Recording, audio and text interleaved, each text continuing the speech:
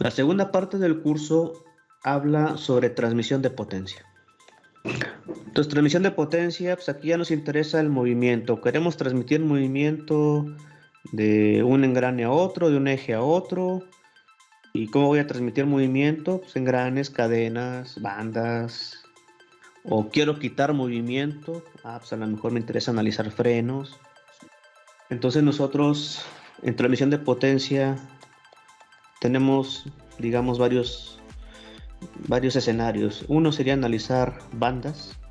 Hay varios tipos de bandas, por ejemplo, bandas planas, bandas trapezoidales o bandas que les llaman V.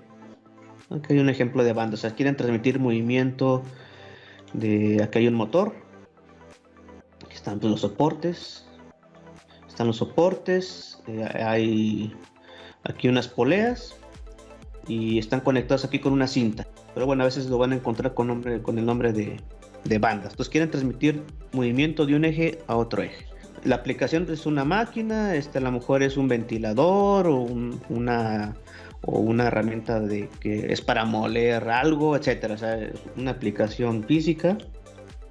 Bien, acá hay otro ejemplo. Este es un ejemplo con varias bandas. Entonces tienen una polea 1, una polea 2. Y esta polea tiene 3 bandas. Entonces pueden poner varias bandas. Yo puedo calcular la potencia que puede transmitir una banda. Y si tengo la potencia que transmite una banda, la multiplico por el número de bandas y calculo la potencia total. Entonces a veces se pueden utilizar más bandas. Ven aquí otro ejemplo. A lo mejor este es un abanico, aire ahí. Entonces está el motor, las poleas. Aquí hay una banda. Es una banda plana. Y ven acá hay unos ejemplos, etcétera. Voy acá, bandas. Esto se les llama elementos flexibles. Elementos flexibles de transmisión de potencia. Voy a ponerlo aquí también, cadenas. Hay elementos flexibles, elementos rígidos. Lo voy a poner que son los engranes. Engranes son elementos rígidos. Y las cadenas están ahí intermedio entre flexible y rígido. Es mismo tipo de concepto, tratar de transmitir movimiento a lo mejor de un eje a otro eje, pero aquí son cadenas. Estos son eslabones que están unidos por unos pernos que están aquí, y esos pernos aquí se están transmitiendo cargas, tensiones. Entonces esos pernos tienen que soportar esfuerzos cortantes. Entonces, aquí el enfoque es analizar muchos esfuerzos cortantes. Pero bueno, tiene el mismo enfoque de transmitir movimiento. Entonces esos entran en una categoría intermedia. Pueden quitar movimiento, eso sería con frenos. Entonces existen, por ejemplo, frenos de banda. No sé, en banda, imagínense, tienen una polea, está girando a n revoluciones, y ustedes aquí colocan una banda de manera estratégica, y no sé, aquí tiene una palanca, aquí lleva, no sé, algunos soportes y aplican una carga para que tensione y tratar de frenar la rotación de este eje, o bueno, se le llaman tambor. Simplemente es una rueda que está girando. Entonces quieren quitar movimiento. Entonces es un ejemplo de freno. O en zapatas tienen a lo mejor su disco, está girando, y a lo mejor aquí le ponen un aditamento que se le llama zapata. No sé, aquí está, no sé, una barra, está aquí un apoyo y aquí aplican una carga. Entonces este de aquí se llama una zapata. Entonces aquí está frenando por los lados, y el objetivo es aplicar una carga P para tratar de quitar rotación. O sea, aquí entra un factor muy importante que es la fricción. Entonces el coeficiente de fricción va a ser muy importante en transmisión de potencia. Entonces pueden frenar por los lados o pueden frenar un freno normal, ¿no? Que tiene aquí un automóvil, tiene la cara de frente, se está girando. Entonces tienes un sistema ahí que trata de presionar, y aquí mejor la presión viene hacia adentro. Es otro ejemplo de frenos. Entonces ahí quieren quitar movimiento. Y bueno, está el tema de embragues.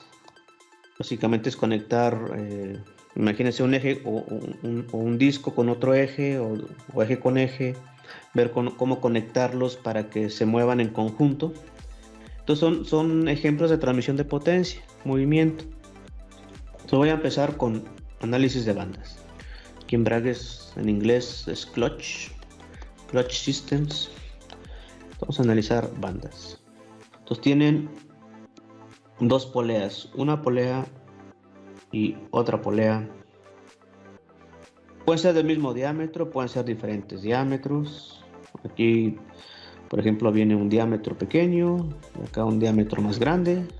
Entonces puede ser mismo diámetro, diferente diámetro. Un concepto muy similar en granes, van a tener también relaciones de velocidad. Entonces también van a tener relaciones de velocidad dependiendo de los tamaños. Hay una polea que se le llama polea motriz. Hay una polea que se llama polea conducida. Voy a conectarla con una banda o una cadena. Entonces está, bueno, aquí todo alrededor está la banda. Esta es mi banda. A este dibujo que acabo de hacer se le llama transmisión abierta.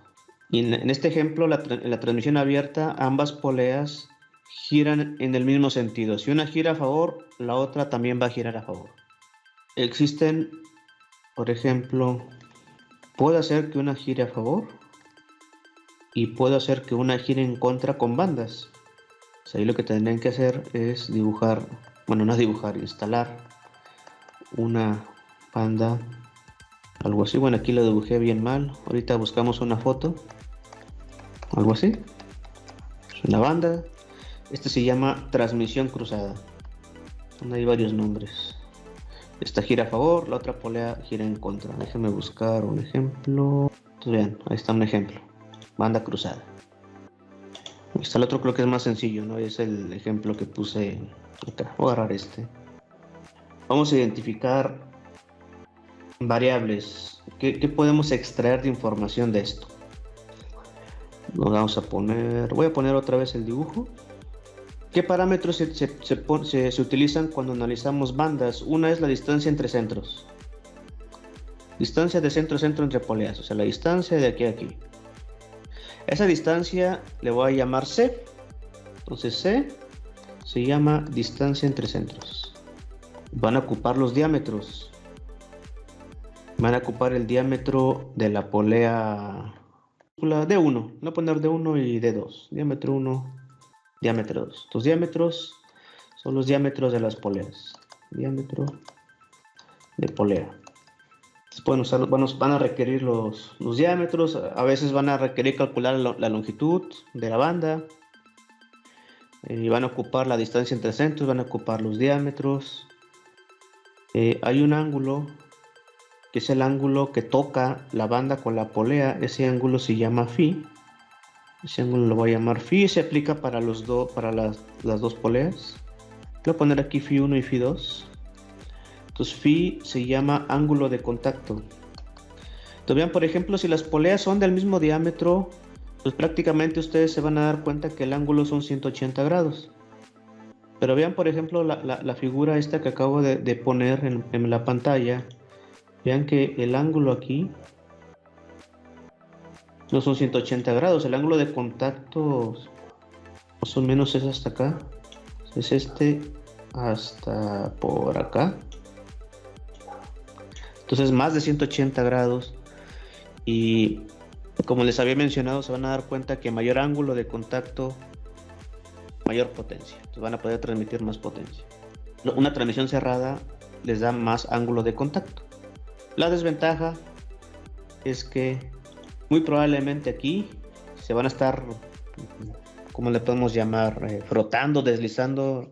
Entonces estas bandas son más susceptibles al desgaste, pero transmiten más potencia. Pero como son muy económicas, nada más es, incluso aquí pueden meter el tema de fatiga y decir, ¿sabes qué? Esta banda me va a durar tantos ciclos. Pues sabes que en fatiga cada año hay que cambiarla, o cada 6 meses en base a las cargas que estoy produciendo hay que cambiarla, y como es muy barato, pues se cambia y ya, pues es una instalación rápida. Y aquí en transmisión de potencia, la fricción manda. Aquí voy a poner que la presencia de fricción entre las poleas y la banda causa un diferencial de tensiones.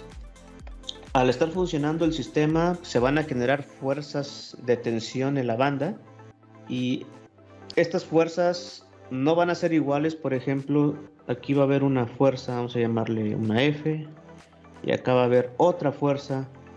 ¿Y por qué no van a ser iguales? Porque va a entrar la fricción en juego. Entonces, a lo mejor va a haber una fuerza 1 y una fuerza 2.